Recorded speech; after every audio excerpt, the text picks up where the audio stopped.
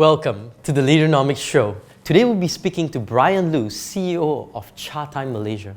Bryan began his entrepreneurial journey at the age of 7. Today, he has opened up more than 120 stores all across Malaysia. Join Lily Cheah as she explores with Bryan his struggles, his failures, and his challenges as he built Chatime from an unknown brand into one of the most premier brands in Malaysia. Watch now for this interview on the Leaderonomics Show.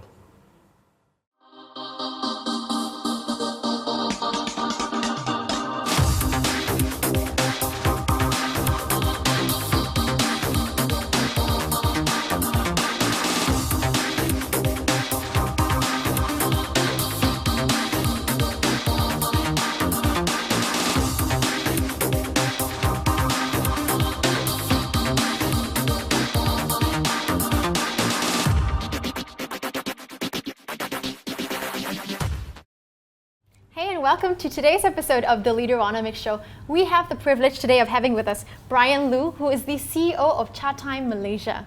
Thank you so much for being here with us. Hi, how are you? Good. How are you? Yep, fantastic. Hey, we really appreciate your time. Okay. And I know that Chatime has a great story. You started off in 2010. 2010. How many stores right now? I have about 145 Wow. stores. Yeah. So it's grown very, very quickly. We're growing based on the market demands. Okay. Yeah. And how many employees? At the back office, we have about 60 staff right now. Frontliner, we have about 850 staff. Oh, wow. Yeah, Okay. so it's about 900 plus right now. That's a huge team. Yeah. And now I And they're understand. all below 23 years old. Is that right? Yeah. What's the average? Back office average is about 25 years old. Frontliner, all the average is about 23. Wow. Yeah. A lot is lesser than that. It's about 18, 19. Is that intentional? So happened that it quite aligned with the brands, the spirits and everything. Yeah. But what are the challenges though in managing a younger workforce? Plenty. Yeah, we don't take it as a challenge because if we do take it so hard as a challenge, we think that we will face it like in daily basis, but we take it as a routine. Yeah. So when we switch a little bit of our paradigm thinking, we find we take it better. Yeah. Every day we wake up, that will be a challenge. So we take challenge as a routine right now. Right. Yeah. What are some of the challenges? Yeah. Maybe name one or two of having a younger workforce. Manpower turnover is the biggest issue. I think we are quite grateful over the years. We have shaped a very sustainable organization cultures for them to work for the brand, to serving under the pride, to work under brands. So I think that is something that we have been built since day one. Today, I would kind of like happy to say that the turnover is very minimal right now. People that can sustain with the company has a certain alignment with the company. Right. And a lot of them in Gen Y, right, not so much to look at the numbers, salary, what I meant. They want to have an absolute ownership of the brand. They want to be part of the brands, the growth of the journey of the brands. So turnover is always the biggest issue at F&B, but I think we managed to keep it very minimal. And we take that as a routine right now. Yeah. So we have built a very solid HR department. So their challenges is to commit 30 career fair in a yearly basis. Oh, wow. So that is part of the KPI. Wow. So because the local recruitment to us is very important, because we try to reduce our foreign employment from used to be 40% to 15% by the end of the year. Yeah. So it will be almost completely local. Oh, that's local an staff. achievement because normally Yeah. for F&B you'd see a lot of foreign Yeah, employment coming you're in. right. Okay, that's an achievement. Wow. But I know entrepreneurship has been in you from a young age. Yeah. I hear there's this story that you used to rent comics for 50 cents when you were Already. young. Yeah. Yeah. What was that? It boiled down to the origin where I born up. I was grown up in the smallest town in Malaysia. It was in Perlis. And it has a lot to do with who I am today. Because I was grown up and literally grown up and brought up in an environment. I'm staying in shop lots, 3-story shop lots. So I'm staying on top, on third floor. So on the ground floor is where my parents doing business. They are selling aircons. So every day I went down. It's subconsciously make me in love with doing business. Because I get to see, exposed to them, how do they deal with the client, how do they sell the stuff, how do they service people and everything. So naturally, the ultimate passions about doing business is always there in the bloodline. So what I really do is I start to discover I have a little bit of drawing skill sets. I like to draw. I'm a huge art lover. Then I actually literally draw a lot of comic books that are talking about war. I make that living all the way from standard 1 to standard 3. So business to me is nothing unusual. It boiled down to a long, long time when I was really young. Wow. Today I got 15 child friends working with me. They are all sitting at a key position in the company. So it boiled down to be our operation director, it will be our admin director, it will be our HR managers. So those 25% of your back-end team, right? Yeah. Well, we're going to cut to a short break right now. And when we come back, we're going to have more with Bryan Loo and how he ended up, well, being CEO of Chatime. So we'll see you in a few minutes.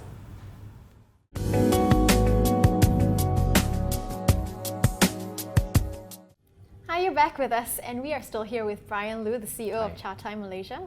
So Bryan, I want to know your transition from your educational background to where you are right now. Because am I right, you studied biotech in Australia. What possessed you to go from biotech to F&B? First of all, right, what really gets me into biotech is I'm a person that I don't like maths. I don't like numbers at all. So the main reason I chosen biotechnology is because the strength that you need is only memorizing. So I'm a person that's really good at sejarah, geography and all this. So I have quite a bit of skill sets in memorizing. So I chosen biotech is because I think that that is one of the subjects that I can avoid all the numbers. But to me, ultimately, right, is doing business. Yeah, my passion is always about doing business, regardless of anything. So you finished in Australia, and then you came back to Malaysia right afterwards. And then you were looking at different business opportunities. How did you stumble across It has been a Chatime? very tough journey. I was graduated from Melbourne, 4.5 years doing biotechnology. So when I first came back, the industry was so raw. There's no future perspective, nothing else. And I was applying a lot of jobs, but eventually I got hired in a company called STEM Life. So I was assigned to become the sales executive. So my duty is very simple. Every day, I need to travel to government link, semi-government or private hospital to the gynae departments, right, to service the pregnant lady. So what I need to do, right, pregnant lady is very emotional. Very completely emotional. The biggest challenge rate is the rejection rate is more than 100%. It's 110%. So how does that mean? Yes. How is her rejection rate 110%? Usually people just reject you, right? Yes. What I really meant by 110% is you can't even walk near to them. The moment you're trying to walk near to them, you say, don't come. It gives you a sign that you don't even need to come. 10%. So that's how bad, right, the guy positions to take that kind of role, and was struggled there for 2.5 years. And that was where I started to recall it was the absolute best experience I've had. It was so tough, the journey, that I had to gain a lot of self-confidence, a lot of social skill. And then with Chatime, you had to go to also seek, really go to Taiwan, right? And then see if they wanted to come into Malaysia. Before get there, it's also involved a very long journey. Right. At the age of 24, I made a very important call to my parents that I want to come out and do something on my own. So to his promise, he said, stay put in the company for 1 more month. I'm going to help you Google around, right? See whichever country has an exhibition, I'm going to bring you there so that you have a little bit of insight what you want to do in life. So to his promise, I resigned. I took 3.5 months to go travel with my father to 4 different countries to look at exhibitions. So when I came back at the age of mid-24 years old, I made my first decision in my life. I spoken to my dad. Dad, I want to do F&B. Probably let's do tea, Probably we can, we can find out more information about tea, and then probably if a chance we can bring some good brand back to Malaysia. I went to Taiwan. When I first stepped in Taiwan markets, right, it was complete eye-opening. It was my first trip to Taiwan, in fact. So why do I say eye-opening is because when you go to Taiwan, you get spoiled up in choice. But the only basic thing I know to do is just to Google which are the top 10 brands in Taiwan. Then it's no-brainer that I'll speak to all the top 10 brands. So I'm going to round it up, right? All the answer is basically the same, All the top 10 brands, right, told me, say, Bryan, I'm very sorry. We are not interested and we are not ready to go to Southeast Asia markets. In fact, our only main goal, right, is to penetrate China mainland. Because what we believe is China mainland already have the modern tea drinking cultures that has been there for a long time. And the Malaysian Southeast market Asia's was not market, ideal. they might not have that culture yet. Yeah. So all top 10 brands, right, rejected me. I was almost came to that end. I flew back to Malaysia. No fruitful discussion, nothing. After 4 months? Yes, nothing. Wow. It was literally nothing, no feedback, no movement from there. A very good fine day, my cousin rang me up. He said, hey, do you want to catch up for a dinner? I have a Taiwanese friend came to Malaysia. So I bring along my camera. So the Taiwan friend browsed through the camera and he saw this brand called Chatime. He said, have you tried this brand called Chatime? In fact, they are literally very small brand in Taiwan, not even top 50 brands. But they are quite different from the rest of other brands. It's because they have a little bit of global mindset. Their goal is not to expand to China, but everywhere else. So they want to go to other part of the world, but not China. Next day, I Googled out the number. I called to the principal office, managed to put the phone to the CEO, my principal today. And just over the short phone, 15 minutes conversation straight, I say, Mr. Henry, which is my principal, I say, I've discovered there are two huge gaps in the market. First of all is, like I say, Southeast Asian market is a perfect heaven for co-beverages. Secondly, there's none the player in Malaysian markets. If you happen to be in Malaysia, you could be the pioneer. And you'll be surprised. The next 24 hours, right, he flew into Malaysia. Wow. That was when I think I have met a very genuine, a very sincere principal, a very supportive principal. So that's how we together grow the business over the last 4.5 years. Oh, that's fantastic. Thank you so much for sharing your story with us. Thank you. We're now going to head to another break. And we'll be right back with Bryan Loo, CEO of Chatime Malaysia.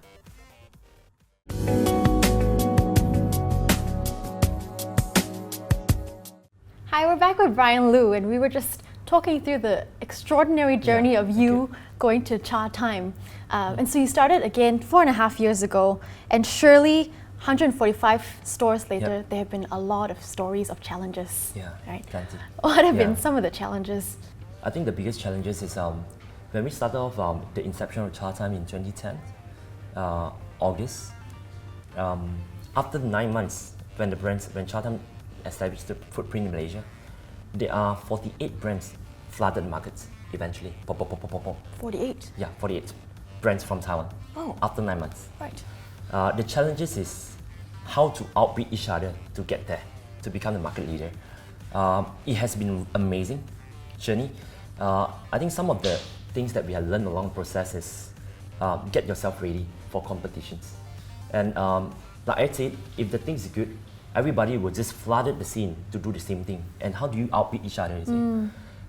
The good side is today, after 4.5 years, how many survive the markets? Not many. I don't count 40. I can't think of so many. There are not more than 4 brands that survive the markets. But challenges is how to now outbeat yourself to become the market leader. So 4.5 years on, I wonder if you could look or talk to your 2010 self. What advice would you give him? Probably I want to start my business way earlier, so that right now probably we would get there quicker than we ever wish of. Because the ultimate vision, right, is to really cultivate the modern tea cultures. Is there ever too early though? No. No. Yeah, but I still believe that working under employment is important because entrepreneurship is really not so much about when is the right time to become. It's about true calling. Why do I really call about true calling is because when you are doing something because of true callings, right, you get the real meaning of doing that. It's very important. You don't just jump into it because you think that entrepreneurship is lifestyle, where a lot of young people right now has been jumping into the bandwagon because they think that entrepreneurship has been a very strong lifestyle for Malaysians. It has been so hyped, it's so cool to become an entrepreneur, which is absolutely wrong. When you discover what is the real true calling for you to become an entrepreneur, things get more sustainable. You are driven by passions, but you are not driven by what the market drives. You're not driven by market driven, is it? Yeah. It's all about self-defined. Right. Yeah. Thank you so much for sharing. Thank you. We're going to come back in just a moment with a round of Thinkonomics. See you soon.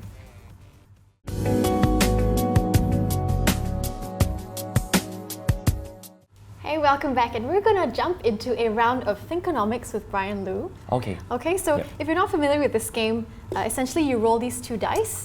And based on what you roll, we'll then pull out a question from the category, the 2 categories, and then we're going to ask you that question. 2 together, right?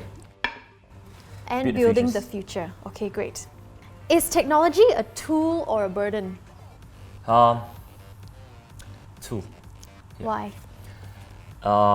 Technology can increase operational excellence and can make the business scalable much more faster than you ever envisioned.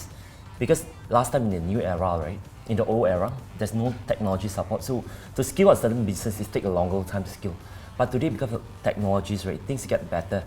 Operational excellence get to achieve at the shortest period of time. Sure. And a lot more businesses get to hit their critical mass faster because of technology. I think if we do embrace the growth of technology, I think we should not take it as a bad thing. We should embrace and then unleash the potential of technology. That's great. I'm going to ask you the empowering one now. Yep. This is an interesting question. Are you more worried about doing things right or doing the right things? Doing the right things. Reason being because I always say this to my people. We has to constantly identify where's the right seat to get the right people to sit in to do the right thing. So this is very important because we, at our stage, we only hire people that are smarter than us. Because it doesn't make sense to hire people that are below us, where we need to lead them so hard, then to scale the businesses even harder. So to this extent, we always hire people that outsmart us, completely smarter than us. So those are the people that we identify a right seat for them to do the right thing. So if you get them in, they will eventually do the thing much more quicker than you because they are more efficient than you were supposed to be. Oh, that's great advice. That's very interesting. Okay, any closing words of advice for our audience, Bryan? Maybe your closing words of advice to aspiring entrepreneurs. There's always this word that living by my mind since day one. How I really define as true entrepreneur, right? A true entrepreneur is an entrepreneur that always strives for a very sustainable business mindset or business model that can eventually do good for society and also community.